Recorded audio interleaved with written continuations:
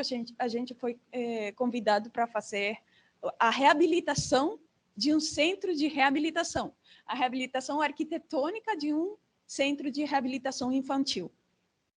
E quando a gente chegou no prédio, era assim, e é a sede da Teleton. Eu nunca lembro se tem Teleton aqui, que é essa fundação que faz uma maratona televisiva durante 24 horas, que o que fazem é juntar dinheiro para poder fazer funcionar o centro e também para poder construir mais infraestrutura.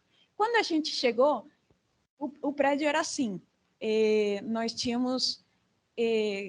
essa construção foi feita desde os anos 80 para frente, e a gente sabia que todos os tijolos que foram botados ali foram porque alguém acreditou na causa, então tínhamos que cuidar disso. E o que fizemos foi começar a demolir algumas coisas para reabilitar todos os metros quadrados que a gente já tinha ali. Então, com esse material de demolição, a gente começou a construir. A primeira estrutura que fizemos foi essa bóveda, que é uma bóveda catenária. A gente conseguia fazer com uma forma, conseguia fazer desde as 7 da manhã até perto das 11 da manhã. Conseguimos fechar essa estrutura, que tem 4 centímetros, tem a cruz. Essa primeira tem 2 cruzes aqui, uma atrás e uma na frente, onde vai um ferro pequeno, de um grossor bem pequeno, porque a catenária funciona na compressão, só que, como é só de 4 centímetros, e não se tiver alguma pequena deformação, aí ia entrar a tração a trabalhar. Então, precisava ter esse por acaso de fio, de metal, de ferro.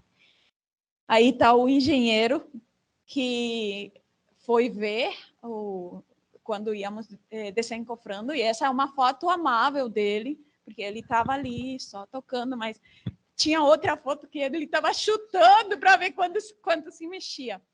E na verdade, quando a gente tirou o primeiro...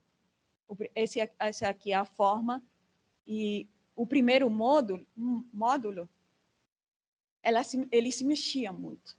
Então, ele falou, não, vamos provar com uma cruz de ponta a ponta, para não deixar essa parte daqui sem ferro, e em lugar de botar o tijolo na cruz de 15 centímetros, vamos botar de 30.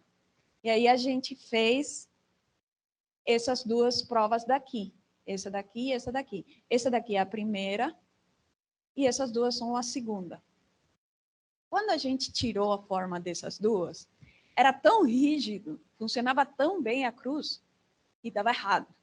Porque a diferença de inércia entre o fechamento de 4 centímetros e a cruz de 30 era muita. Então, ali se fissurava. Então, não dá, é muito rígido, precisa ter o movimento. E aí a gente chegou no que é de 15 centímetros, só que é uma cruz de ponta a ponta, e o fechamento de 4. Isso aqui, essa bóveda inteira, a gente conseguiu construir em uma semana, só para ir dando assim como... Porque sempre era tempo e fazer que o orçamento dessa. Por quê? Porque a gente tinha um orçamento X, com isso, se a gente construía de maneira normal, íamos conseguir fazer só metade dos programas que precisávamos para as crianças terem todas as terapias. Se conseguíamos descer e construir todos os metros quadrados que precisávamos, íamos conseguir ter hidroterapia, íamos conseguir ter um monte de terapias mais. E se conseguíamos descer mais ainda o orçamento, sabíamos que tínhamos uma lista de espera de crianças para ser atendida. Então, Era só essa a pressão. Então, tínhamos que descer no máximo, era assim, porque queríamos que a lista seja mais curta definitivamente. Então, o orçamento que tínhamos para móveis, a gente pegou e vamos construir parede que nem móvel. Vamos prefabricar esses módulos esses módulos quadrados no chão e vamos, por dentro, fazer que seja prateleira. Então, tudo que era orçamento de prateleira já salvamos, para poder construir mais metros quadrados. Tudo que era construção existente, salvamos. Tudo que era vidro em toda a fundação, a gente o que fez foi comprar o vidro que é chamado vidro de cementério lá, que é aquele vidro que é templado, que tem algum erro, um furo, alguma coisa mal de erro de medida, 1 centímetro e já não serve, porque não dá para cortar, porque é templado. E no Paraguai a gente não tem fábrica de vidro, temos só a possibilidade de templar. Então, o vidro tem que vir de fora, porque normalmente esse material esse vidro templado é quebrado e é usado de novo para matéria-prima. Só que, como no Paraguai não temos fábrica de vidro, então esse material é recheio, vai para o chão. Como se diz? Como se diz? Recheio, quando é... Sim. Ah? É para o contrapiso. Como se diz? Enchimento,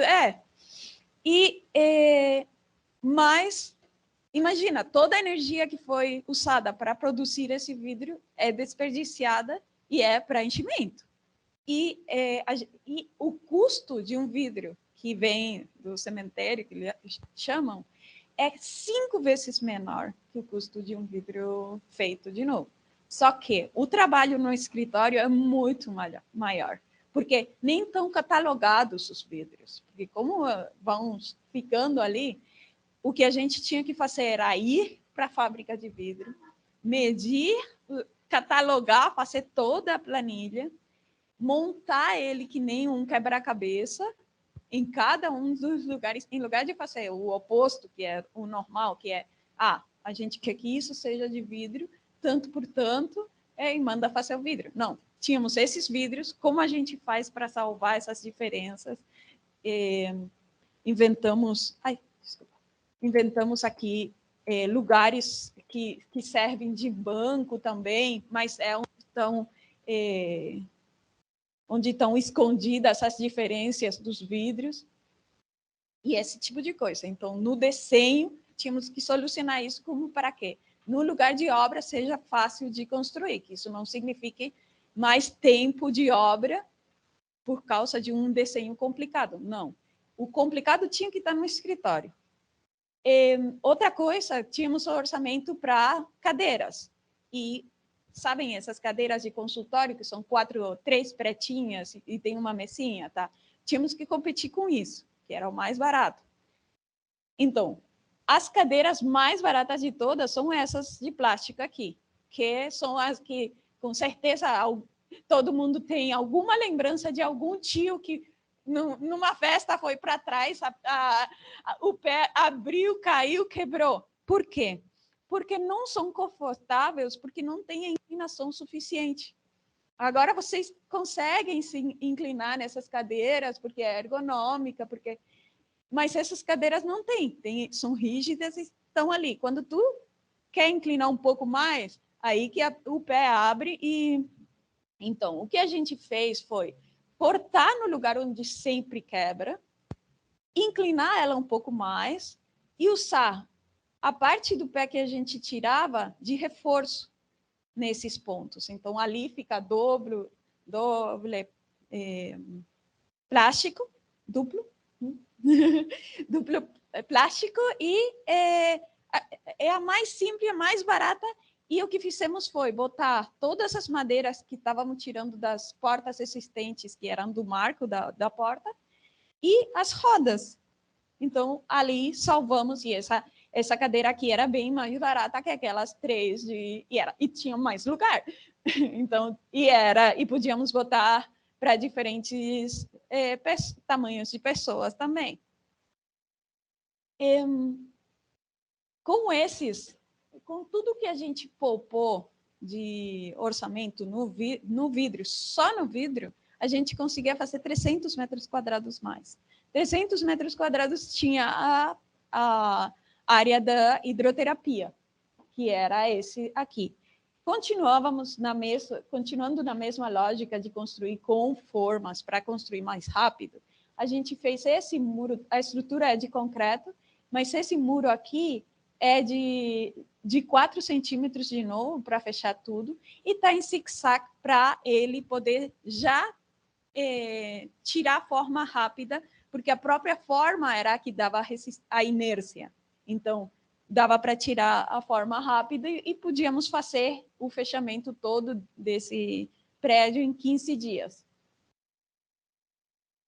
Entrando na piscina é assim, e são 3 árvores de tijolo, dizem alguns, ou pirâmides, né, que captam a água de chuva. O pilar é oco, então tem um coletor que leva tudo junto, os 3 pilares juntos, para reutilizar essa água.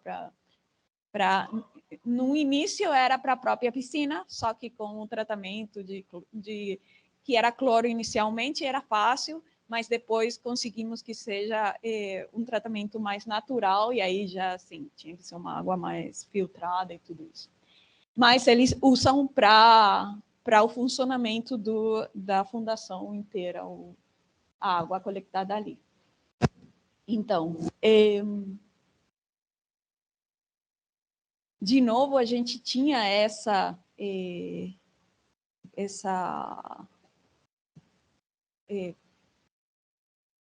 não sei, essa expectativa de fazer o mais rápido possível, porque tínhamos que acabar para uma data, para o dia da maratona televisiva, e tínhamos que entender quais eram as maneiras mais rápidas de construir. Mas, ao mesmo tempo, eu gosto de contar essa parte, tínhamos que fazer tudo o que podíamos para esse lugar entreter as crianças que iam. O programa é um centro de reabilitação neurofísico infantil. Então, já quando a gente ia visitar esse prédio, antes da reabilitação, tem o próprio tema tem um peso que te faz sentir isso quando tu chega no prédio. E como no Paraguai o transporte público é horrível, a gente também sabia que cada família que ia levar as crianças para a habilitação não iam levar para uma terapia em um dia, iam levar para ter 5 terapias. Então, iam passar o dia inteiro lá. Então, não só tínhamos que fazer o espaço para as crianças e para elas se sentirem bem, estimuladas, senão que, ao mesmo tempo, tínhamos que pensar o espaço dessa pessoa que ia acompanhar, que geralmente é a mãe, a tia, a avó. Algumas vezes é o pai, mas a maioria das vezes era para elas que tínhamos que pensar também nesses espaços, nessa possibilidade de onde elas iam estar. Mas, voltando para aqui, esse triângulo daqui, todos esses triângulos, acho que eu estou ficando na frente, é isso? Sim.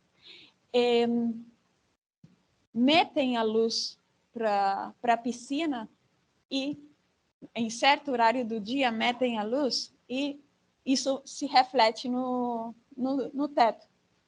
E é engraçado, porque os clientes perguntavam para a gente, isso não foi de propósito, mas a gente calculava com espelho para ver como que a gente podia fazer o espelho na água.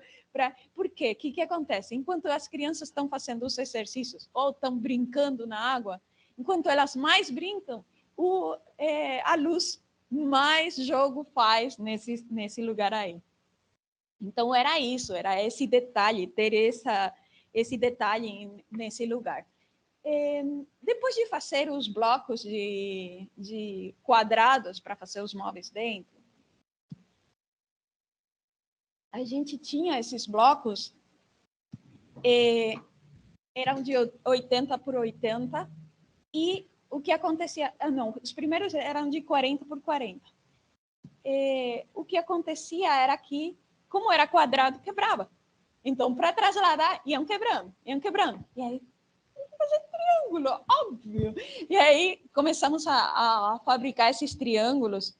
E aqui dá para ver todos os outros pré-fabricados, porque além de construir os espaços de terapia que a gente ia construindo, também sabíamos que moramos num país com 50 graus de calor e tínhamos a obrigação de construir sombra. Então, não podíamos pensar, tá, a metade do orçamento do ano vai ir no ar-condicionado. Não, temos que construir a sombra para proteger o prédio do sol de 50 graus e que o dentro ia precisar com 50 graus. É muito difícil não usar ar-condicionado, mas bem menos. E então, aí fizemos essas mesmas catenárias que a gente fez dentro, só que agora maiores, para construir essa sombra que nos proteja nessa chegada ao prédio. A ideia inicial era botar hamacas, balanços aqui no... Só que as terapeutas falaram, não, melhor não. Mas, sim, um dia, assim, de terrorista, eu vou botar um balanço para ver como funciona. E todo o que a gente fazia no gabinete era... A gente não somente fazia o projeto, senão que fazíamos também a construção. Era importante para nós participar do processo de construção, porque nesse processo a gente aprendia um monte e ia mudando o projeto. Às vezes mudava para o mesmo projeto, e às vezes, quando já não dava, porque já estava construído, o que fazíamos era saber que isso íamos usar no próximo. O seguinte passo íamos dar na próxima obra.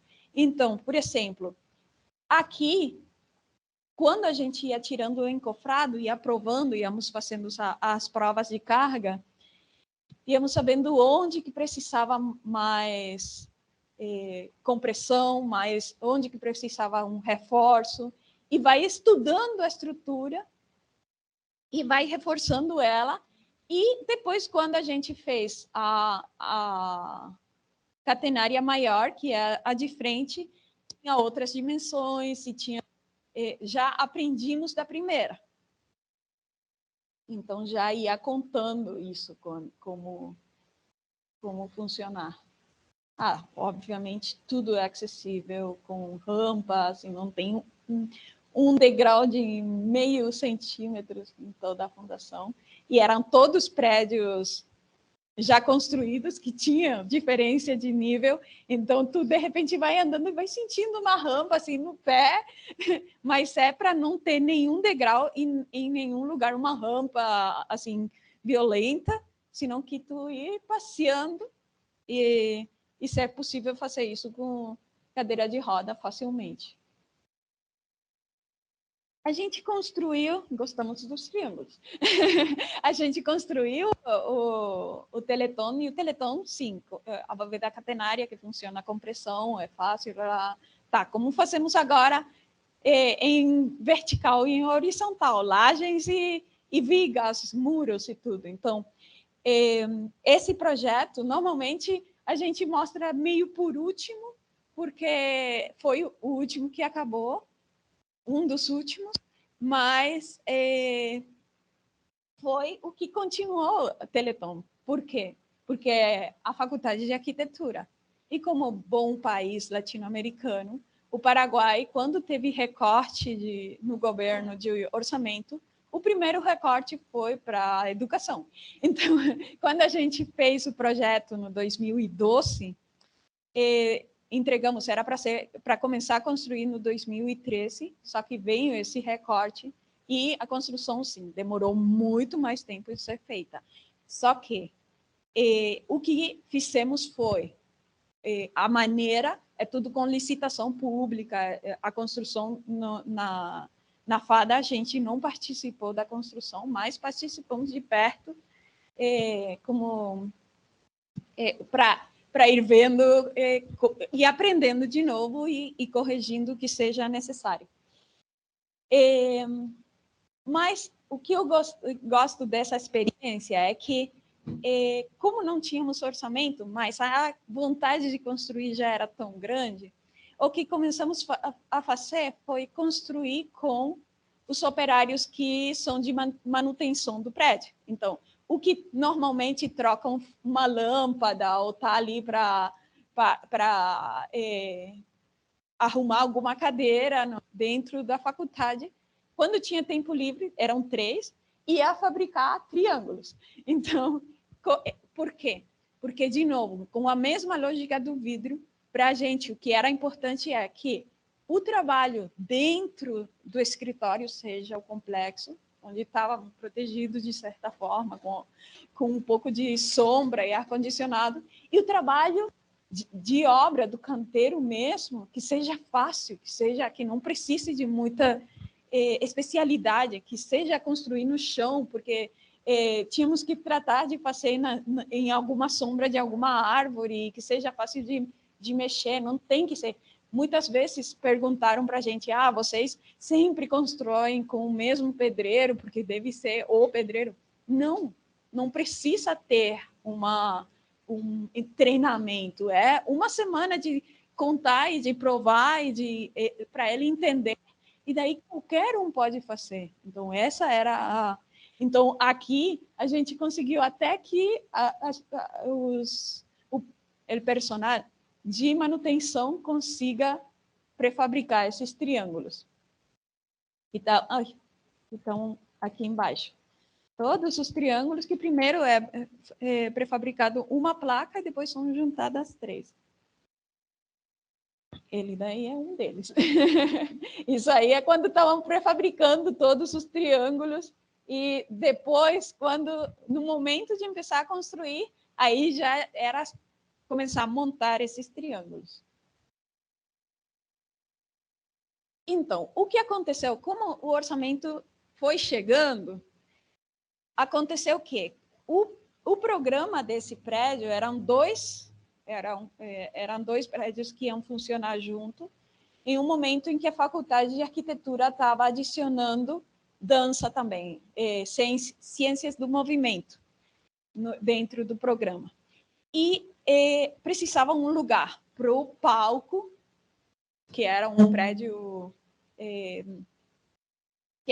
que ainda não foi feito, e um outro lugar que era para as aulas de pilates, de tecidos e também para a área de professores, tudo isso. E tínhamos um lugar que estava em disputa, porque era dentro de um campus universitário que estava aí entre o reitorado e a Faculdade de Arquitetura. Ninguém sabia de quem que era esse terreno ali, que era fino e comprido. Então, a gente fez, para poder ganhar esse lugar, fez um prédio de 5 metros de largura por 136 metros de comprimento, que é esse aqui. Só que o que aconteceu foi que, quando que a circulação era por rampa no meio, e aí tu ia para um lugar que era um espaço gigante para tudo, onde iam estar os tecidos de ponta a ponta, e tinha escada nos cantos. Mas o que aconteceu é que, quando a gente estava terminando de construir, a faculdade já tinha outras necessidades. Então, o desafio era maior, porque sempre a gente falou, a gente tem que construir um prédio que possa albergar qualquer programa. Mas num prédio de 5 virar de salões assim para aulas era complicado, porque 5 metros de largura, ter uma aula, íamos ter que ter 1,5 metro de circulação e 3,5 metros de aula por 46 metros de comprimento estava complicado. Mas, ademais, podíamos adicionar ao orçamento só um 20% mais como possibilidade de extensão do mesmo projeto. Então, era esse o desafio. O que fizemos foi... Aí está a rampa, isso era ainda antes do momento de virar aula. E aí, o que fizemos foi um reforço metálico, que a estrutura metálica no Paraguai é mais cara que o de mamposteria, só que se a gente colocava a estrutura metálica, não íamos precisar reforçar as fundações, porque é mais leve que o concreto e que tijolo. Então, se colocávamos sem tocar as fundações, ia ser menor o custo da estrutura metálica. Então, o que a gente fez foi colocar essas estruturas, analisamos a estrutura completa do prédio de novo para saber onde podíamos abrir, porque todas essas aberturas que estão vendo aqui não estavam planejadas, e todo o muro funciona como uma viga, então tínhamos que ver onde estava reforçado o suficiente e ver com os engenheiros onde podíamos fazer essas aberturas para poder colocar por fora a circulação. Então, agora, os 5 metros passam a ser 7, 1,5 metro de cada lado de circulação para circular por fora e ir entrando aos diferentes espaços. Então, fomos fechando as laterais com a malha metálica mais comum de todas para poder fazer isso. E conseguimos aumentar quase no dobro de metros quadrados com essas passarelas, com um 20% do orçamento e mudar de programa. Aí, o que aprendimos na Teleton de construir com os próprios materiais de demolição, que íamos demolindo e íamos fazendo, para o quinto de Tia Coral, o que fizemos foi comprar material de demolição. Então, íamos catando escombros pela cidade e muitas vezes cobravam para a gente um pouco, muitas vezes eram dados, porque era para eles mais fácil, e algumas vezes até pagavam a gente para retirar o material. Então, com isso, prefabricamos de novo essas peças para fazer os triângulos de novo. E agora, o que tínhamos era... Imagine, esse projeto acabou antes que o projeto começou, no 2 anos depois do projeto da faculdade, só que acabou muito antes a construção. Então, o que fizemos foi uma viga de 24 metros de comprimento, que tem um apoio aqui e um outro apoio aqui na borda. E a laje, que tem 12 por 12, que está ali, que tem 3 vigas. Essa viga daqui, essa do meio e essa aqui. Essas 3 vigas, no fundo, tem uma outra viga que conecta e descarga em 2 pilares no fundo. Aqui na frente, essa viga daqui está indo para o pilar que está aqui, justo atrás dessa palmeira. Essa viga aqui está indo para um pilar que está escondido aqui. E essa daqui está descargando nesse lugar.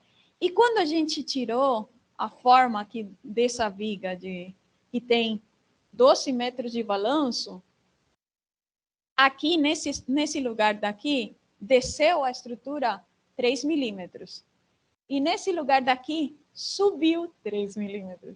Então, 12 metros de balanço, mas a estrutura fez...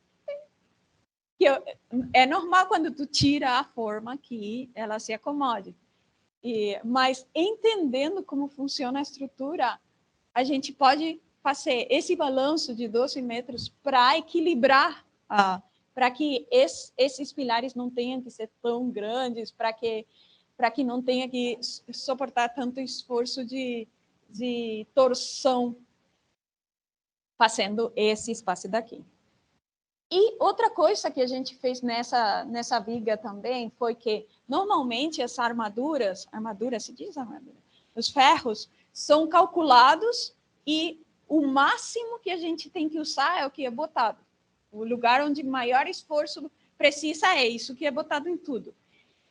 Mas o que a gente fez aqui foi o oposto. O que fizemos foi botar a base, a estrutura básica, no lugar, e onde precisávamos mais compressão, aparecia mais concreto, que é aqui onde estão as vigas, e aqui que tem a mudança de peso para esse pilar aqui, e onde precisava mais tração, os ferros saíam para fora e iam fazendo as tensões, contando como estava funcionando essa estrutura.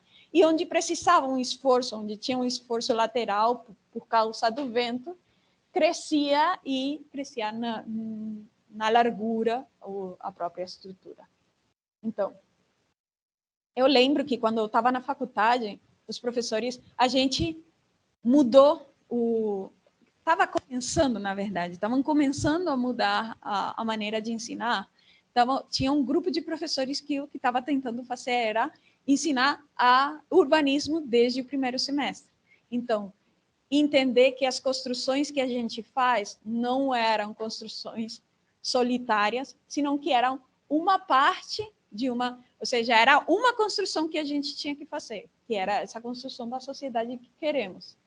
E essas obras que a gente pontualmente ia fazendo era os pequenos pontos que iam fazer parte dessa construção de sociedade.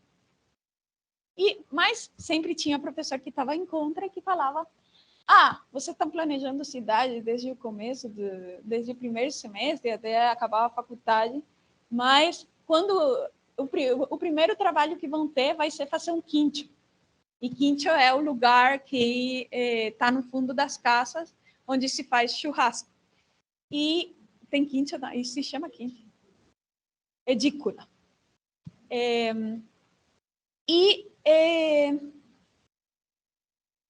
Não foi quando acabamos a faculdade, foi 10 anos depois, em um momento em que não tínhamos trabalho no escritório, que chegou um cliente pedindo um quincho, que não pagou o projeto porque era parente.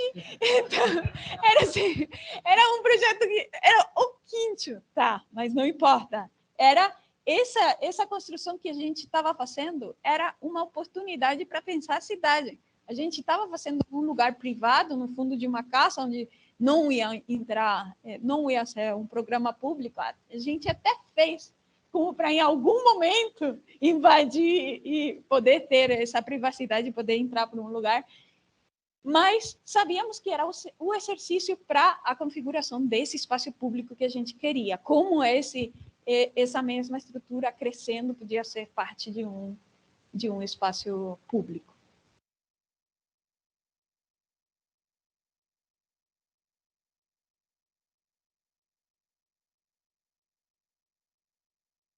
Então, quando estávamos fazendo esse projeto, acabamos esse projeto, fomos convidados para participar de uma competição, de um programa assim, terrível, que era um memorial, que era de um lugar onde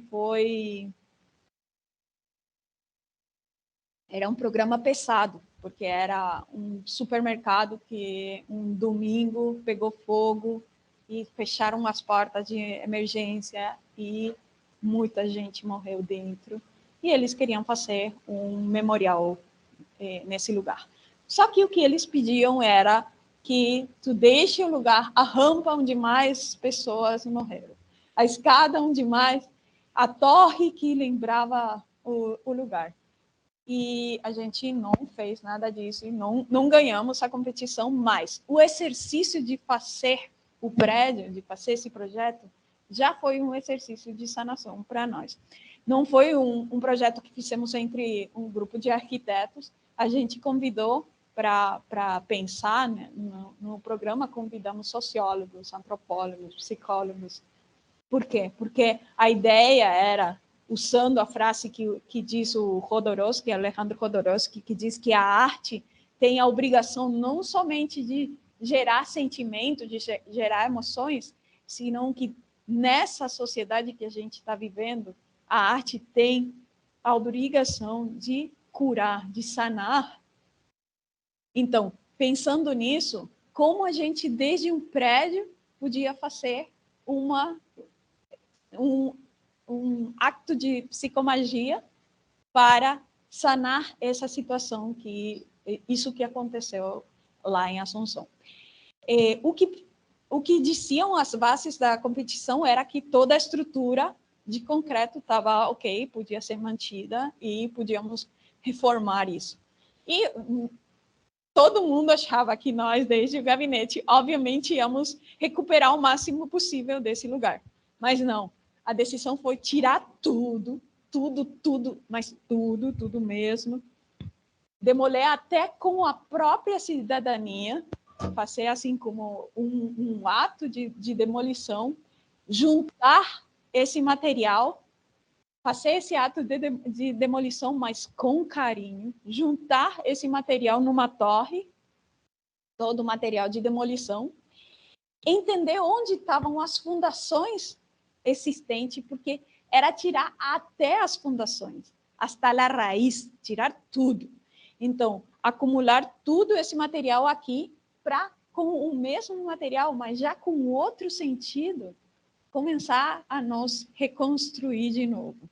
Então, entender que podíamos fazer andenes, como os Andes, e botar água dentro, para poder fazendo essa construção com a própria terra, com o próprio material de demolição, para ter esses lugares de água, de regadio e de vida. Então, um lugar que apresentava morte, desamparo, e tinha que dizer outra coisa, tinha que estar entregando vida e amparo o tempo todo para a nossa sociedade. Então, pensávamos que toda essa agricultura urbana podia funcionar com a própria comunidade e que esse lugar podia dar alface, tomate, flores, o tempo todo, o ano todo, ir doando isso para a sociedade. Então, fazer como um ato de terapia, nos juntar, mexer, fazer esse cultivo e depois ter essa possibilidade. E pensando na mesma lógica do Quincho Tiacorá, Teleton e tudo, esses prefabricados com esse material de demolição para poder fazer canteiros também que iam estar distribuídos na cidade. Então, tu sabia que esse canteiro vem desse lugar, que essa planta, que essa flor veio desse lugar. Contando tudo isso e ir vendo que o próprio edifício onde a gente acumulou o material, à medida que íamos tirando e usando esse material, começava a ter os programas de auditório ou lugares simplesmente para ir e contemplar e passar o tempo. Então, embaixo, onde era o subsolo, entra essa grande sombra desse lugar tudo de agricultura urbana e, por cima, gerar essas praças, essas plataformas onde podíamos transportar árvores crescidos aqui para o resto da cidade. Imaginávamos que o lugar embaixo era um lugar parecido com isso. Então, no 2015, fomos convidados para participar da Bienal de Arquitetura em Veneza, para participar da Bienal 2016.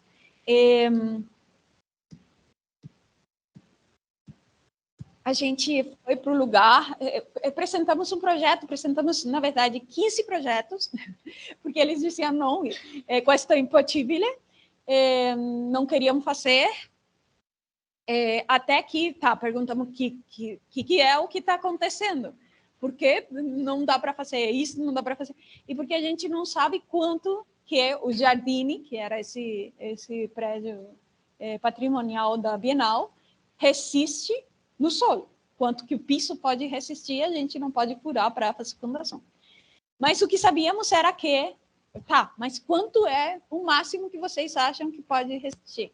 Nos deram uma quantidade de quilo por metro quadrado e dava, nessa área, um total de 1.872 tijolos para construir a estrutura. Aí, com essa quantidade de tijolo, a gente fez a forma que podíamos construir ali.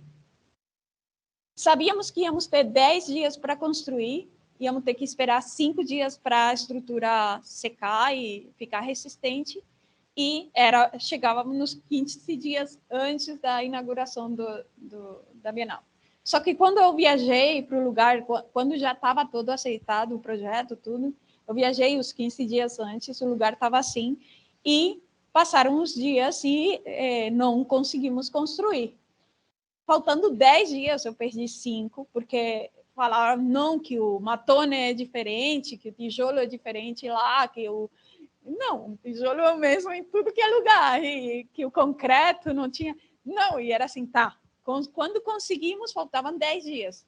Tinha 5 dias para terminar a construção e 5 dias para deixar ela ter a resistência para tirar o dia da inauguração, de madrugada, a forma, e voltar a fazer. Aí era, tá, plano A era terminar a estrutura, plano C é deixar o encofrado, a forma, e contar como a gente queria que seja. Eu, não, vamos para o plano A, temos que fazer. E aí, eu sabia que tínhamos que fazer em um dia a forma, no segundo dia tínhamos que fazer o primeiro nível de pré-fabricados, e até onde a gente tinha que acabar antes de fechar o dia. E aí era assim, uma luta com os pedreiros italianos, assim, não, vocês não vão. Chocolate, era tudo, uma mistura de tudo para convencer eles ficarem e trabalhar até mais tarde, perder o transporte público, mas era porque estava... Então, era assim, conseguimos fechar a estrutura em 5 dias, e aí eu pego minha mala, volto para o Paraguai por 5 dias, ou seja, por 3, porque eram 2 de voo, lavo minha roupa e volto para o opening, para a inauguração da Bienal, e estava assim. O primeiro lugar onde o júri da Bienal entrou foi no Jardim. Então, nem tínhamos tempo para essa manhã para limpar um pouco. Não, o lugar se limpou depois do júri passar. Mas, se vocês veem aqui tem uma plataforma bem fininha de madeira. Essa plataforma está fazendo o esforço horizontal. Se a gente fazia mais larga a estrutura, o esforço horizontal ia ser maior, então íamos ter que botar reforços. Não íamos poder fazer que a própria plataforma resista a isso. Então, era uma combinação entre uma coisa e outra. Quando estávamos fazendo o projeto, o engenheiro calculista estava em Espanha, a gente que tinha que provar as diferentes formas no Paraguai, e os que tinham que aprovar estavam na Itália. Então, só uma modificação no projeto demorava 3 ou 4 dias, e já não tínhamos isso. Mas o que fizemos foi, eu teve que aprender o cálculo da bóveda catenária para fazer as diferentes provas, saber do esforço horizontal, saber como que funcionava, para poder já mandar, uma vez que tínhamos a forma feita, poder mandar para os engenheiros da Espanha para dizer ok, e aí ser mais fácil isso. Então, mas se vocês pensam que se pode fazer numa construção tradicional com esses tijolos de 15 centímetros, tu faz uma parede de 3 metros por 3 metros, um quarto de 3 metros por 3 metros, por 2,40 metros, é o que tu consegue fazer com os 1.872 tijolos. Mas tu imagina uma maneira diferente de construir, com os mesmos materiais, sem gastar nada de energia a mais, tu consegue fazer isso. Que pode ser um lugar para sombra, que pode ser um lugar para... Mas que fechando pode ser um lugar para refúgio também, que dependendo do que tu vá precisando, podemos modificar isso. Então, é um espaço que tem 7 metros por 7 metros, por um pouco mais de 7 metros de altura. E deu nisso. Eu não sei como eu estou de tempo.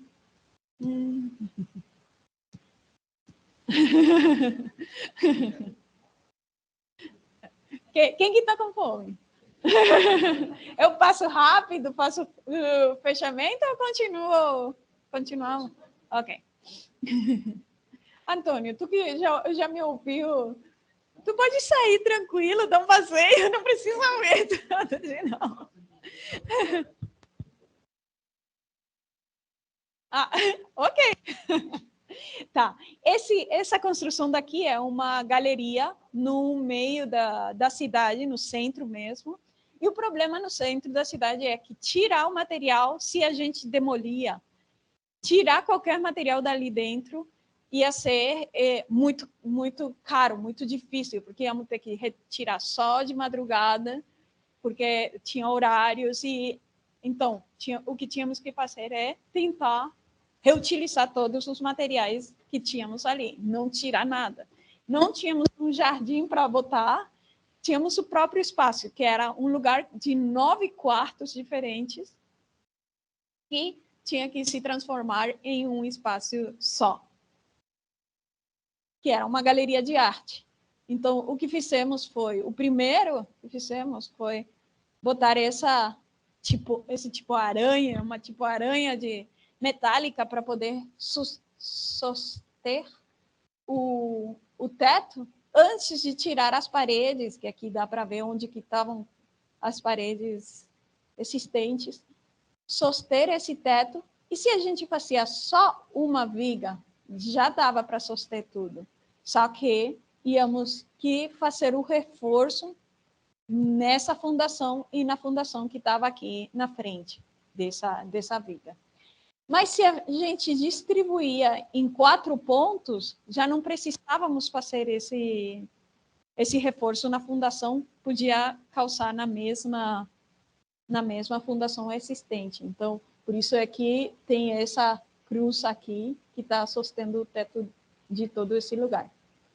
Aqui, quando a gente chegou, quando a gente fez o projeto, tinha um forro nessa altura daqui, que não dava. E tinha um forro e tinha carpeta, tinha tapete. Então, não dava para saber nem como era o piso, nem como era de verdade o teto. Fomos tirando o forro e vendo como se o que tínhamos imaginado ia funcionar. E quando tiramos o tapete e vimos que eram todos pisos diferentes, pensamos que esse pavimento estava contando a história do lugar. E ia ser como as cicatrizes do lugar. Não precisávamos fazer uma plástica, uma cirurgia plástica e unificar o chão, senão que simplesmente polir o existente e completar com os tijolos que tínhamos da demolição, onde não tinha, e pronto. Toda essa parede de exposição é feita com esse mesmo material que fizemos no piso, e todo o edifício vai te contando onde eram esses 9 quartos, também vai te contando como foi construído em Assunção, em uma época com tejuelas, com tejuelitas, com bovedillas, em alguns lugares tinha concreto, cada lugar ia mostrando em que momento foi feito. E uma das coisas que fizemos aqui nessa obra é as portas de madeira, que normalmente as portas têm uma estrutura central e tem um fechamento dos dois lados. Mas, nesse caso, o que a gente fez foi fazer o contrário, botar o fechamento no meio e a estrutura para fora, então íamos usar menos material e, ao mesmo tempo, podíamos reforçar onde precisava e fazer portas maiores, que são essas daqui. E aqui fizemos esse sofisticadíssimo sistema de fechamento, que é essa barra de ferro aqui. Essa madeira aqui é a mesma madeira que está fazendo a estrutura. Tem uma raja aqui no meio como guia. E aqui tem simplesmente essa plaquinha para fazer o fechamento e trancar a porta. Então, a mesma coisa, os muros com prefabricados. Acho que vou passar um pouquinho mais rápido, porque eu tenho alguns projetos de docência que a gente fez na faculdade, que eu quero mostrar para vocês. Então, eu vou passar isso rapidinho.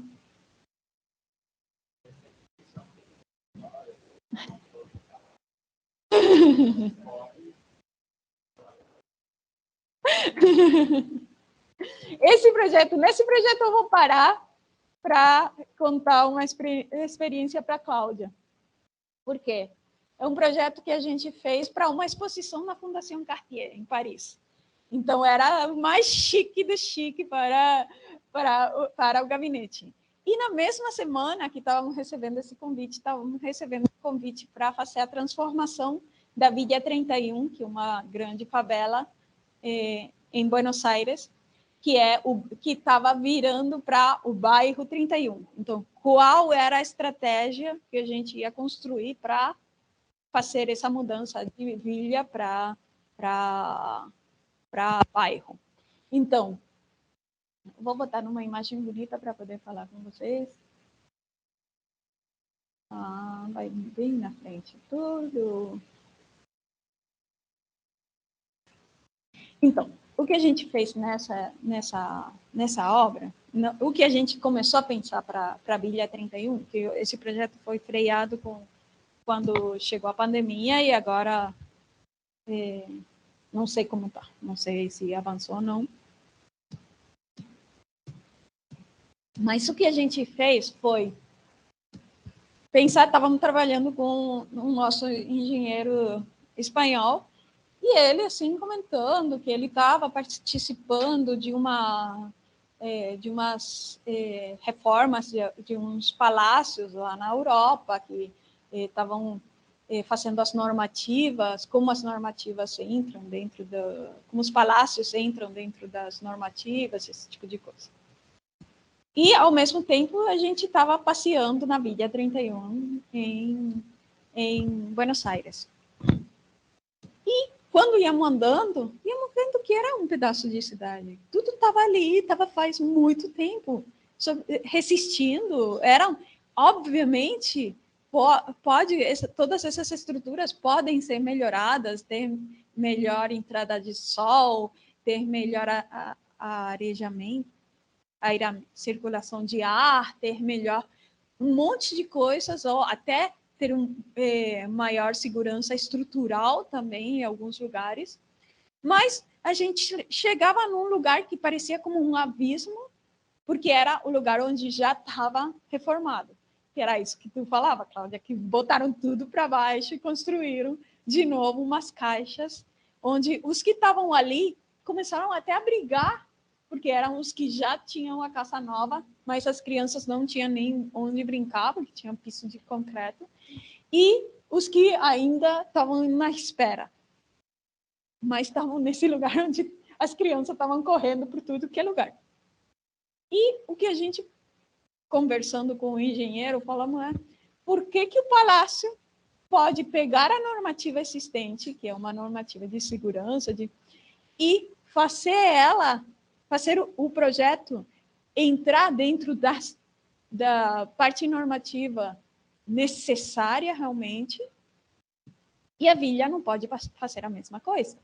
Ou seja, como fazemos, quais são os elementos que deveríamos de construir para fazer a transformação desses espaços, para deixar mais perto da normativa de segurança e continuar tendo os prédios que estão ali, que estão funcionando, que é construído com a mão deles mesmos. Então, o que a gente fez foi usar o projeto da Fundação Cartier para começar a fazer o modelo de laboratório que a gente ia querer, porque aí fizemos como iam ter, porque o que pensávamos era que dentro da vila íamos fazer um laboratório, um gabinete de ensaio. Então, para fazer as provas de carga dos blocos, para que a própria população aprenda a construir uma entrada de luz ou uma centralização de úmido ou a circulação melhorada em vertical. Esse tipo de coisas para poder, incluso, não somente reforçar esses lugares, sino que aumentar a densidade para poder começar a vaciar alguns lugares e botar outros programas que convertam o que era vila, que era muito só dormitório, em cidade, um pedaço de cidade, em bairro, onde começavam a aparecer outros programas.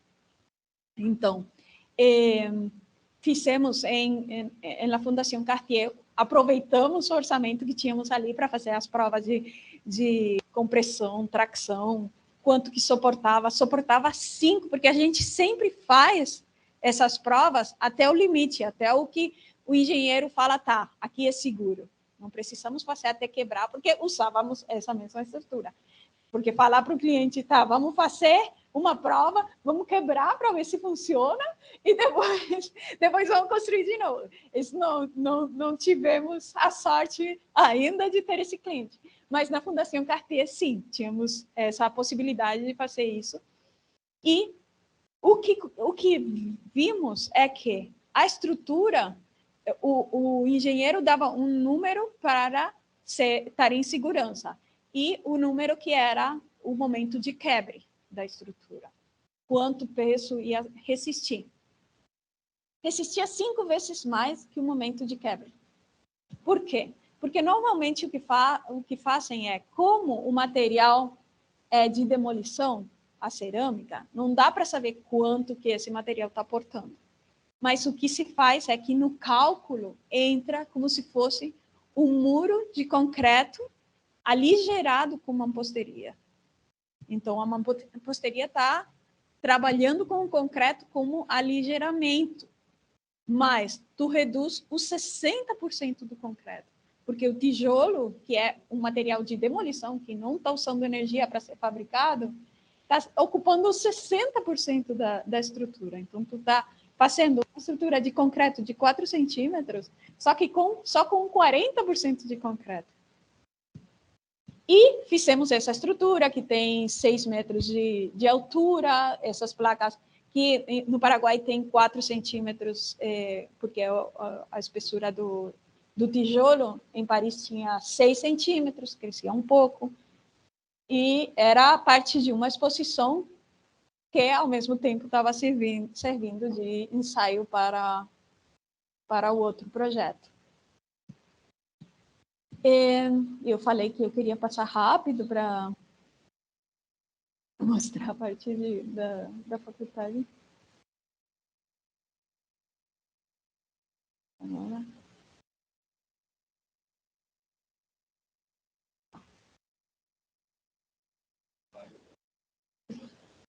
Em cima? Sim, coitado desse projeto. Tá, esse projeto aqui. É o trabalho final de grau, o meu. Eu entrei no gabinete quando eu estava na faculdade ainda, estava estudando. Faltava 1 ano e meio para eu acabar a faculdade, nos 5 anos que tinha que acabar. E eu peguei essas matérias de 1 ano e meio e distribuí em 3, para não entrar no estresse de não consigo trabalhar e não queria trabalhar. Eu sabia que o que eu gostava era do trabalho que estava fazendo no escritório. E tinha a ideia de acabar a faculdade em algum momento. Então, o que eu fiz foi distribuir em 3 anos, esse 1 ano e meio, para não ter muita carga horária da faculdade e ter tempo para me dedicar no gabinete. E depois de muito tempo, eu fiz meu trabalho final de grau. Só que, quando tu contava hoje, eu pensei assim, eu tive muita sorte. Porque eu comecei meu trabalho, meu TFG, trabalho final de grau, sim, TFG, comecei com transporte público. Por quê? Porque eu ia de transporte público para o colégio e para a faculdade. E eu calculei uma vez quanto tempo eu passei nessas horas de ônibus, eu calculei quanto tempo eu passei dentro do ônibus nesses 12 anos. E como o transporte público é tão ruim, eu demorei 1 ano e meio de 12 anos. Eu perdi 1 ano e meio da minha vida dentro do ônibus por causa da cidade não estar bem planejada. Então, a minha ideia era fazer o planejamento de transporte público dentro da cidade. Só que eu comecei a fazer o trabalho, comecei. E no meio, eu já não queria fazer transporte público, não era só isso que eu queria planejar a cidade. Mas começar de novo, apresentar um outro programa para a faculdade, já tinha aprovado esse tema, Tá vendo? Vou apresentar. Estava ali. Na verdade, estava na dúvida e meu computador foi roubado. Então eu perdi tudo o trabalho que eu tinha feito até esse momento. E eu falei, tá, eu vou trocar de tema e vou começar de novo. E aí eu comecei a pensar como pode ser a cidade, uma cidade planejada. Temos a cidade de Assunção, que tem uma densidade super baixa, e temos um território a 1 quilômetro na frente, que tem o Rio Paraguai, que está dividindo, que é esse aqui. E esse território daqui é o Chaco, Chacoí. Chaco é uma palavra quechua, que significa território de caça, porque esse território era fundo do mar, há milhares de anos, e em um movimento de terra, passou para a superfície, a água é salgada ali, então é super plano o lugar, é tudo alagado, ou seja, cada tantos anos, cada 20 anos, agora não dá mais para saber cada quanto, mas antes era um alagamento cada 80 anos, um grande, e um médio cada 20 anos. Tinha uma periodicidade, mas nesses últimos anos é cada 2 anos, um ano de muita sequia, que não tem nada de água, e no ano seguinte alaga tudo, e 60% do território fica alagado. Então, a cidade nunca cresceu para esse lado. Então, eu pensava, tá, como podemos fazer para crescer desse lado para poder começar a habilitar espaço aqui, como crescer uma cidade planejada desse lado para começar a habilitar espaço aqui e começar a densificar também, ou seja, para ir acompanhando e ir crescendo os dois espaços ao mesmo tempo. Esse é o lugar de Chacoí.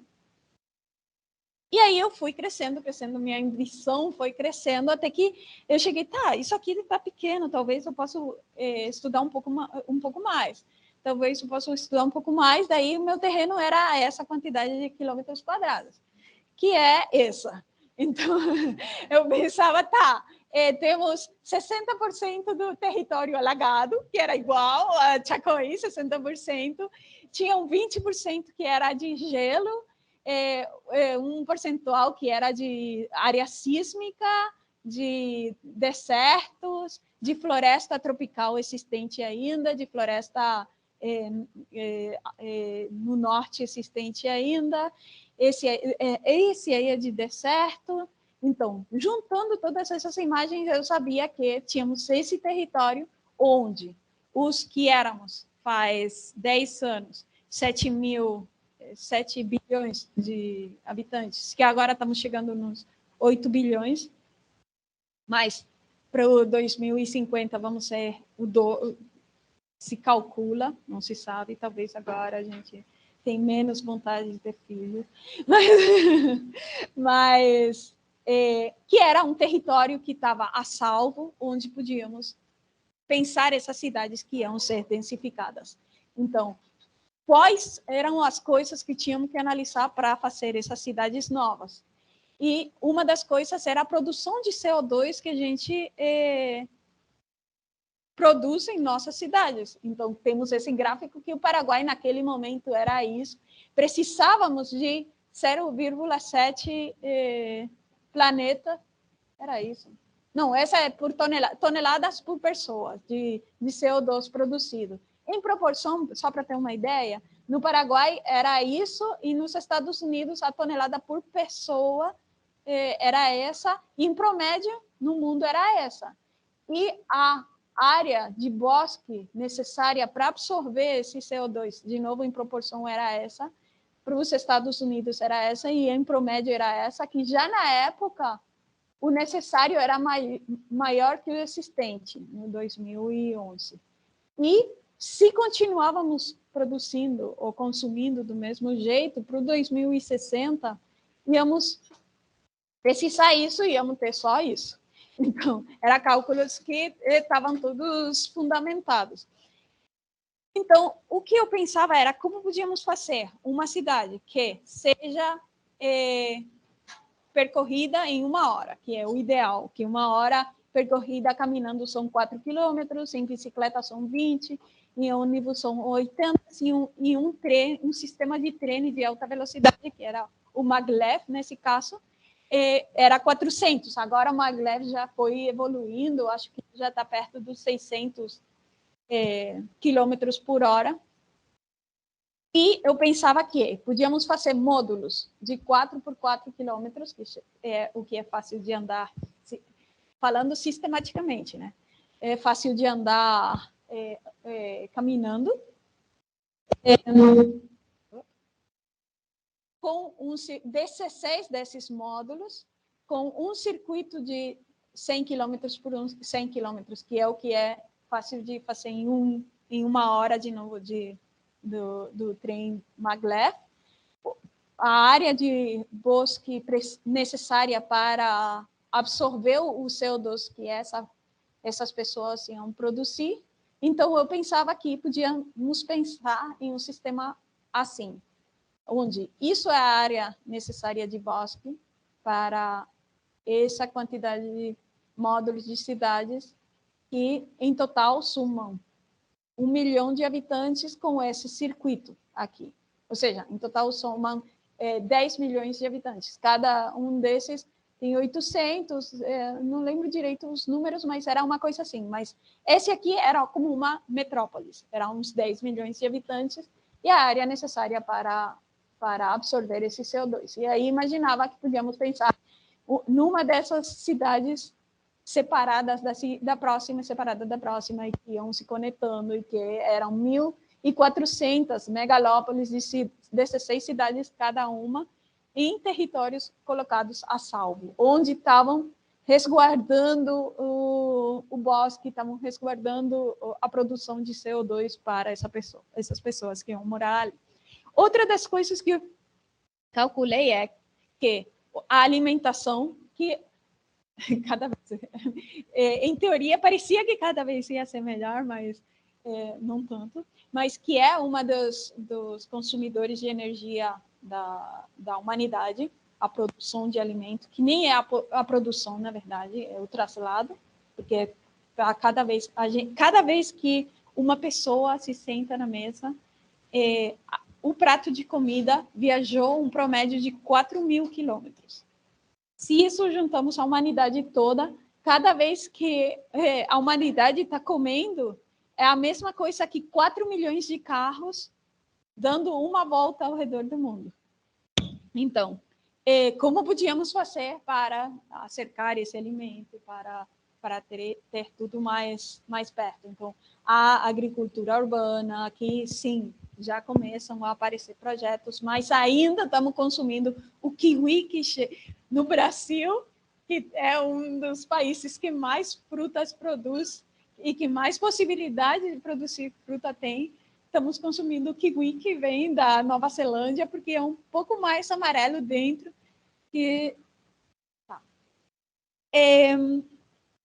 Como não era só o cultivo hidropônico, senão que é o aeropônico, que eu comecei a estudar, então que ia ser mais leve, e aí íamos poder plantar em tudo que é canto. E o outro tema era como crescíamos, né? Que temos uma densidade que é desigualitária, e que tem essa frase que eu gosto muito, que é: não queremos viver assim, queremos viver aqui. Porque nas cidades, muitas vezes é assim, pelo sonho de estar perto da cidade, perto das oportunidades, mas muitas vezes também é porque estamos sendo arrasados e arrastrados para as cidades e não temos outra chance mais que vir morar perto. Então, juntando tudo isso, eu pensava como teria que ser, já botando no plano aquele esquema, e eu imaginava que essa é a Assunção, e essa Assunção metropolitana, todos os dias entram com esse parque automotor, entram numa cidade que é de 600 mil habitantes, que é Assunção, entram 1,5 milhão de pessoas para trabalhar e saem de volta. Então, uma infraestrutura que está sendo mantida por 600 mil habitantes tem que resistir 2 milhões todos os dias, e na noite fica vazia e dá todo. E, ao mesmo tempo, toda essa infraestrutura que está feita por fora não tem possibilidade de construir espaço público nesses lugares onde as cidades dormitórios, que nem deveríamos de chamar cidades. Então, descendo no plano, eu pensava que podíamos urbanizar, densificar pequenos núcleos, e eu fui identificando, assim, com uma precisão científica, os lugares onde podíamos botar as cidades. Esse daqui é Assunção, né? Essa daqui é Caballero Pueblo, é um pueblito onde meu pai nasceu.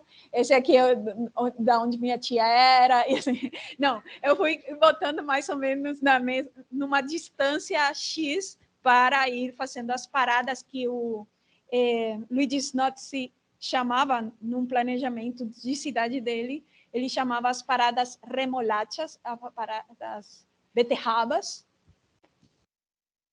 que eram as paradas de trem que eram estratégicas, não para o sistema capitalista, senão estratégicas para que realmente as cidades funcionem melhor, e que onde era o ideal densificar para poder ter essas distâncias e esses espaços para recuperar o verde, para ter os parques e tudo isso.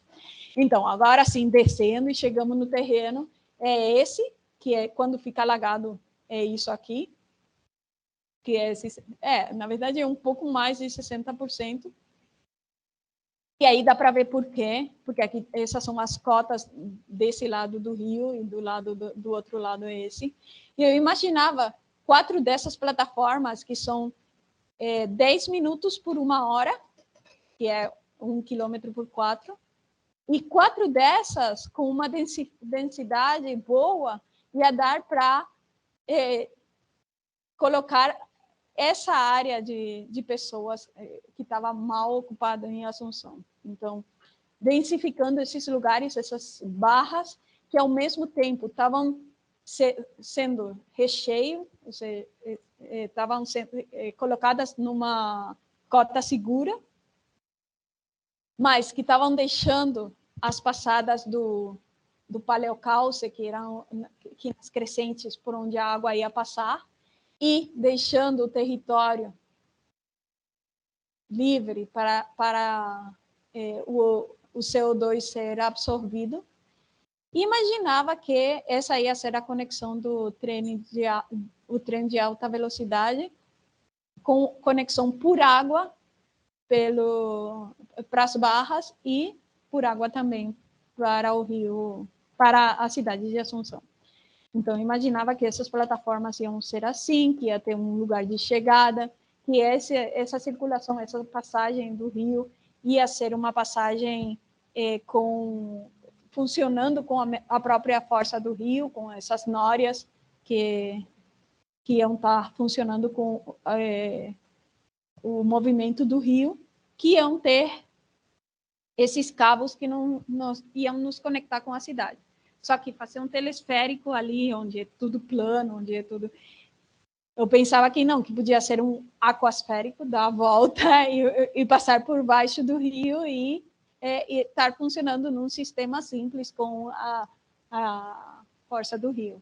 Então, eu imaginava, de novo, essa conexão com um trem de alta velocidade, essas plataformas onde o espaço público ia ser o que reinava, prédios multifuncionais o tempo todo. Nessas 4 torres ia dar para fazer o cultivo de alimento em grande escala para toda essa... Que agora eu já penso que tem que ser diferente, que já tem que ser...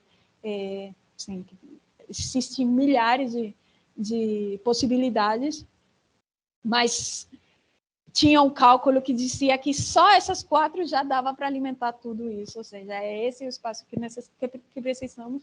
Os prédios públicos, onde as circulações, não precisa cada um dos prédios ter uma circulação vertical, ou seja, todo o traslado tinha que ser público, até pensar que a circulação vertical ia ser traslado público, imaginar esse tipo de coisas.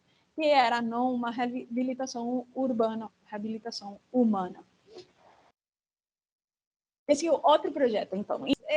Esse projeto, então, estávamos na faculdade pública.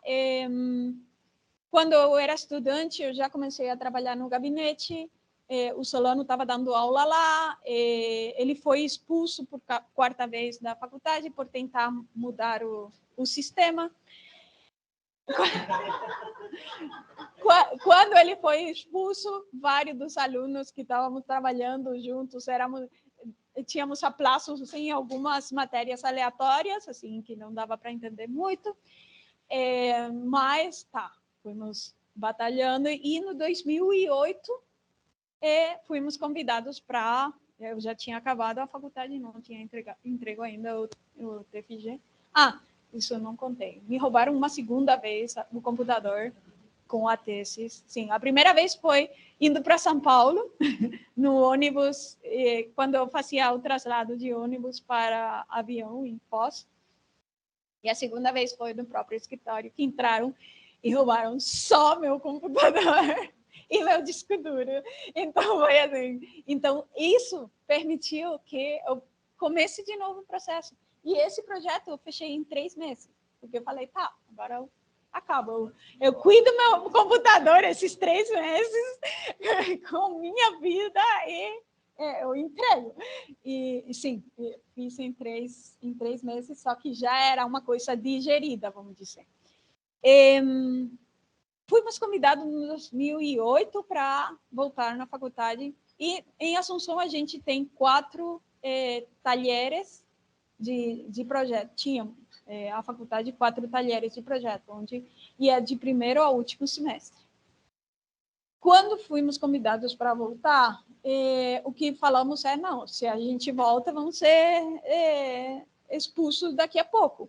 Então, vamos fazer um novo taller para poder ensinar. E aí, não, mas no novo taller tem que ter professores escalafonados. Já temos alguns professores escalafonados que vão vir com a gente, mas não vai ter fundos, não vamos ter fundos para colocar muitos professores de uma vez só. Não importa, vamos entrar, ensinar de graça. Daí eu ensinei por 4 anos sem cobrar na faculdade.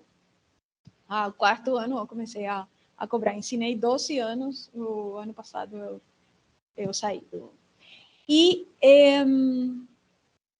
aí a gente fez a estrutura que queríamos para a faculdade. Então, do primeiro ao último ano, pensávamos sempre nessas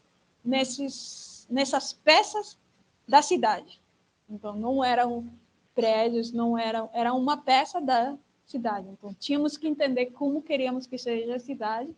Normalmente, tínhamos um plano urbano, que fazia o último semestre, e no ano seguinte usávamos esse plano urbano. Os primeiros 2 anos e meio, durante 5 semestres, mais ou menos, usamos o plano de Chacoí, o projeto que eu mostrei, e depois, sim, começamos a... E eu lembro que para chegar nessas plataformas de Chacoí, não tinha acesso de carro. Então, eram plataformas que eram cidades que iam funcionar sem carro. Eu lembro como os professores, os próprios professores brigavam com essa ideia, mas agora todos eles estão pensando que sim, que definitivamente temos que pensar cidades que funcionem perfeitamente sem carro. Não foi um bom invento e não acontece nada. O Krenak diz que a humanidade é uma força criadora fantástica que fez um monte de brinquedos. Porque é isso. Ou seja, a natureza tem tudo. E o que a humanidade fez é fazer brinquedos. Brinquedos para falar um com o outro, brinquedos para se locomover, para chegar mais rápido um com o outro, para se proteger um pouquinho do tempo. Mas não deixa de ser um brinquedo que é para chegar até a Lua. Mas temos muito mais a aprender da natureza e voltar para entender a comunicação, o Wi-Fi de micelium que temos embaixo das árvores, que continuar com a ciência separada dessa natureza, desse planeta que é um ser vivo. Tá. Estávamos nesse curso, estávamos tentando fazer esse curso, esse taller, abrir esse taller, e o que planejamos foi que, de primeiro semestre, íamos tocar todos os temas, desenho urbano, habitacional, todos, só que em cada um deles íamos centrar em uma coisa. Em primeiro semestre, obviamente, ia ser super difícil dar todos os conceitos e no último ia ser mais fácil, mas a surpresa foi tão grande que em um dos primeiros anos, o projeto de desenho urbano, a planificação de desenho urbano que fez o primeiro semestre, foi mais interessante que o do último. Então, o seguinte ano, a gente usou a planificação urbana do primeiro semestre. Porque, para entender de cidade, a gente viveu em cidade desde que nascemos. Então, como imaginamos essa cidade é o que... Então, esse foi um curso que foi... eu dei aula no último ano em desenho, no meio, e vamos nos movendo. Um grupo de professores que somos os mesmos arquitetos que temos mais ou menos a mesma ideia de construção de cidade. E vamos nos movendo, íamos nos movendo em todos os semestres. Esse ano, esse projeto eu fiz com os alunos de primeiro semestre. Foi um curso que era remoto, dolorido, porque eu já tinha aprendido de outros cursos remotos e no primeiro dia de aula eu pedi a altura e o tamanho do espaço onde eles estavam, a todos os alunos, para poder ter algum relacionamento espacial, porque somos arquitetos, precisamos do espaço, precisamos da convivência. Não podemos ensinar arquitetura sem o espaço, sendo planos. Então, para ter uma ideia de tamanho, de escala, eu pedi isso, e sempre é legal, porque aí tu tem um aluno que tem 1,89 m e tu nunca imaginou, e uma de 1,45 m, e que são duas pessoas que estão vendo a realidade em uma escala totalmente diferente. E não é o Neuffer que manda. Não é um promeio de 1,80 m. Não, meu pé sempre fica pendurado na cadeira e por isso eu tenho que estar torcendo minha perna para ficar na pontinha do pé e eu nunca fico confortável numa cadeira. E a mesa sempre fica assim. Então, tem um problema aqui, porque não somos Neuffer, não temos essa medida todos. Eu fiz esse semestre imaginem, eram alunos que fizeram todo o curso probatório da faculdade online e estavam começando o curso também sem nenhuma ferramenta de desenho nem nada. Então, o que eu fiz foi, vamos fazer uma imagem, vocês vão ir para esse espaço, que é La Costanera, que é um espaço que foi projetado em Assunção para os carros, mas acabou sendo tanta necessidade de espaço público em Assunção que o espaço que foi planejado para o carro foi apropriado pela cidadania e hoje tem que fechar todo final de semana para as pessoas irem lá. Só que é um lugar assim horrível, não tem sombra, não tem nada. Então, como a gente podia fazer? O que fizemos foi 4 coisas: botar água potável no lugar, sombra, no Paraguai a gente toma tererê, que é mesmo que o mate, só que frio, mas com muita erva. E tem uma senhora a cada 300 metros nas esquinas que elas vendem a erva, o júdio, que é para, dependendo do que tu precisa, se está com dor aqui, se está com dor, ou do que tu precisa, ela te diz e ela te machaca o júdio e bota dentro da água para poder tomar no tererê. Então, um dos projetos era as judeiras, a gente ia ter os júdios plantados ali na costaneira, a sombra, o júdio, e uma possibilidade de geração de energia.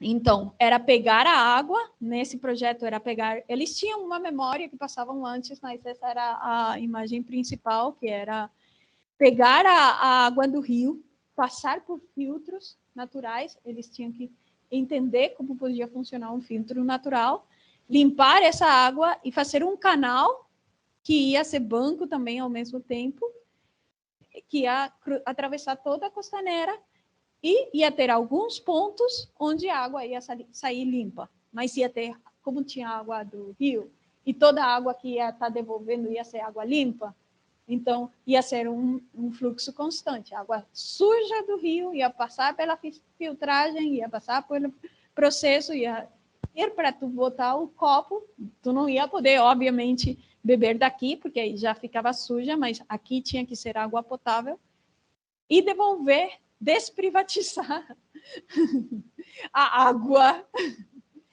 e devolver a possibilidade de beber água limpa dentro da cidade. Esse era outro, que é a mesma foto. Então, eles estudaram que árvores que podiam fazer... não era esse. Acho que eu errei as imagens, mas eles estudaram o diâmetro da copa das árvores, quanta sombra produzia, que porcentagem de sombra que passava, porque é muito sol, então, em quanto tempo elas iam crescer, como elas podiam ser regadas desde o rio de novo, para não ter que ter que vem do outro, não, estava ali a água, como elas podiam ser regadas com isso, que tipo de flores queríamos ter, que aromas queríamos ter em que épocas do ano, então íamos ter jasmim, íamos ter laranjas, íamos ter... Então, cada período do ano ia ter um aroma diferente também, e tudo isso. Em lugares onde, dentro dessa passagem, tem saídas mais sujas de água, como íamos tratar essas águas em um segundo momento, vamos dizer, mas inicialmente aí já iam ser os aromas mais fortes, de jasmim, de esse tipo de coisas, para até limpar o ar, até limpar o aroma da cidade. E esse era das árvores, como eles iam respeitar as raízes, como esse solo tinha que ser para poder ser absorvente também. E esse daqui era das judeiras, era bem parecido, era primeiro semestre, mas era interessante que eles comecem a pensar como podiam melhorar esse espaço que eles estavam habitando, que eles iam no final de semana. E que durante a pandemia, quando tudo estava fechado, eles conseguiam ir para poder imaginar. Então, era a maneira de acercar o espaço a eles, ou seja, é impossível ensinar arquitetura sem essa noção espacial, mas eu pensei para onde que eles podem ir, até se reunir de longe, com máscara, com tudo, se conhecer, porque eram trabalhos de grupo, se ver pela primeira vez em um ano e imaginar esse espaço de cidade.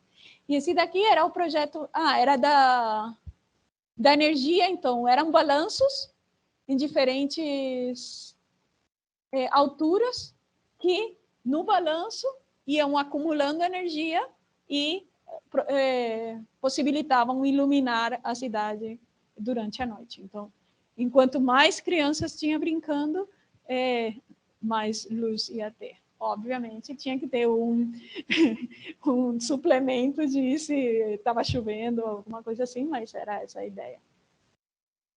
E esse último projeto que eu vou mostrar é um projeto de alunos de Hong Kong, que eu teve um semestre, onde o que a gente fez a gente,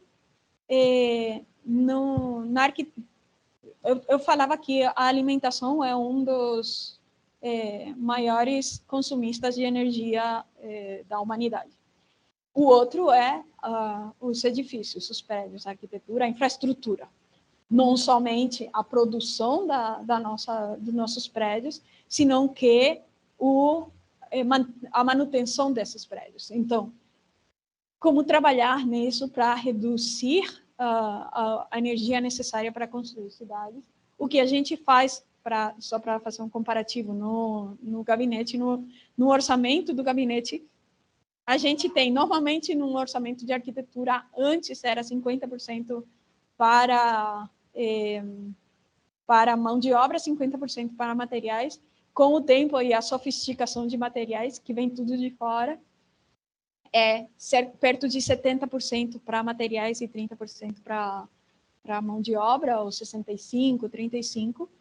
E o que a gente fez nas obras, fazia no gabinete, nas obras que mostrei, é o contrário, fazer 35% de materiais e 65% de mão de obra. Então, usávamos esses materiais de demolição, que já consumiram antes a energia, e mais precisávamos de mais mão de obra. E para ser sustentável realmente, a palavra tão usada de sustentabilidade, na verdade, tem que ser de baixo custo.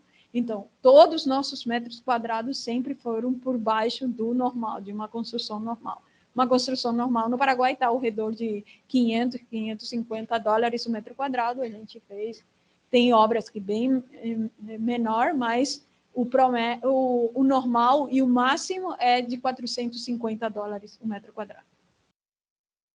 E um passo mais depois disso, de reaproveitar o material já existente, é pensar que, em lugar de fabricar os nossos materiais, temos que cultivar os nossos materiais. Então, ali que começa a fechar o círculo realmente. Então, o projeto que eu planteava com os alunos em Hong Kong era, imaginem, eles sim, usavam Vim, mas eu estava fazendo eles construir com algas. Que elementos eles iam... Então, era sair dessa lógica, pensar na matéria, e a partir da matéria, fazer o material, a partir do material, que possibilidades isso tinha como programa, como elemento de construção primeiro, depois como prédio, como programa, e em que lugar ia ser o ideal de botar. Então, tinha, por exemplo, as algas, onde eles começaram a fazer tecido de alga, e descobriram que tem algas que têm fluorescência, que acumulam luz durante o dia e brilham pela noite. Então, eles imaginavam umas sombras na cidade que iam acumular essa luz durante o dia, e que não é a longo prazo a fluorescência desse material, mas rociando, eles conseguiam manter e trabalhar com material biológico essas estruturas. Outro grupo, o que fez foi trabalhar com micelium. Eles, em casa, fabricaram tijolos de micelium, que é um fungo. Então, eles cultivaram fungo na geladeira. Na geladeira, eu assim, será que tem um perigo de contaminação cruzada, esse tipo de coisa?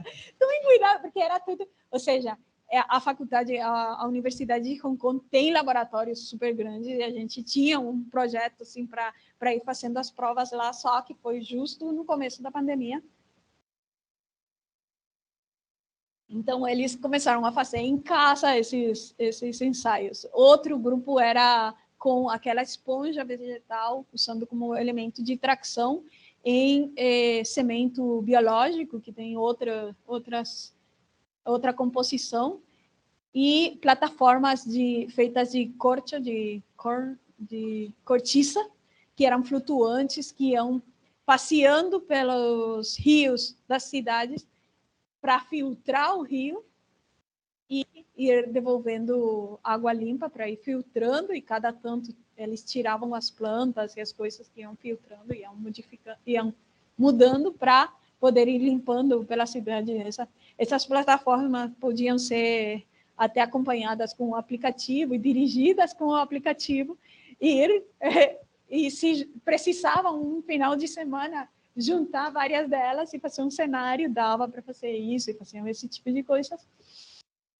E esse era um tecido que estava feito com nanotecnologia, que era um tecido que tinha cobre dentro.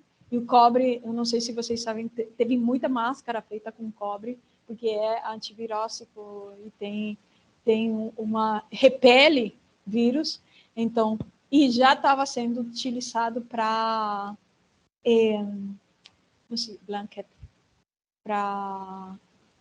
cobertores do hospital, para lençol de hospital antes da pandemia, e depois essa indústria cresceu muitíssimo, porque até tem algumas cobertas no avião, que se vocês leem, agora tem cobre, e por isso que as nossas avós usavam aquelas pulseiras de cobre, porque tem essa propriedade de limpar. Então, pensávamos em fazer esses tecidos que também se mexiam dependendo do sol, se abriam, se fechavam, para deixar entrar mais luz ou menos para um prédio existente. Eram estruturas super ligeiras e que iam filtrando o ar antes de entrar no prédio. E esse era um aluno que produz uma madeira translúcida em casa, de novo. Então, ele botava dentro de uns químicos que era para ser pensado em lugares onde se precisava mais luz, mais uma luz filtrada. Então, já podia ser feito com madeira, não só com vidro, sino que com madeira, que precisa muito menos de energia para produzi-la. E esse tipo de coisa. Só que, quando eu estava apresentando isso, eu lembro, no meio da pandemia, estávamos começando a usar o Zoom para ter as aulas, e tivemos a aula do meio, do MITS, não lembro o nome, mas era a prova do meio, onde tinha outros professores convidados, e uma professora que não sabia bem usar o Zoom ainda, escreveu, isso é ridículo. E foi assim, interessante. E eu, assim, no momento, assim, será que é? Mas depois, peraí, a humanidade toda está em casa, sem possibilidade de sair, estamos destruindo nosso planeta, e pensar numa possibilidade diferente de fazer as coisas na faculdade, que é o lugar onde tem que nascer o novo conhecimento, é ridículo. E eu, assim, tá. E eu falei isso para eles, né, para o curso. Eu acho que essa situação que a gente está vivendo é a situação ridícula, e que temos que perder o medo a que o novo, a enfrentar-se a coisas desconhecidas e tentar fazer uma coisa diferente. Perder o medo a passar o ridículo para poder construir o que queremos. Então, sejamos ridículos.